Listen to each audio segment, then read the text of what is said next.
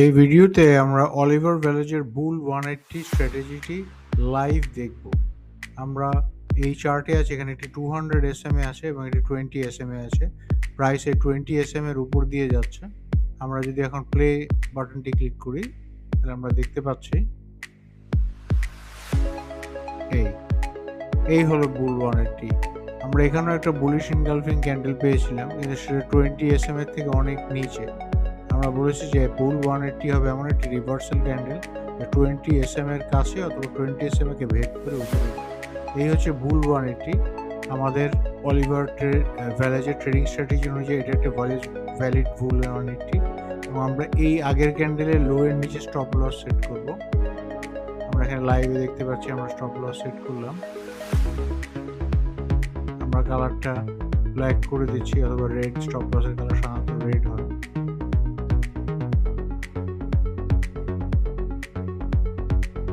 এবার আমরা এটাকে আবার প্লে করব। সাপোজ আমাদের স্টপ লস এখানে, আপনারা দেখতেই পাচ্ছেন। ধরেন আমরা এই ক্যান্ডেলে এক্সিট করেছি, এটা আমাদের স্টপ লস ছিল।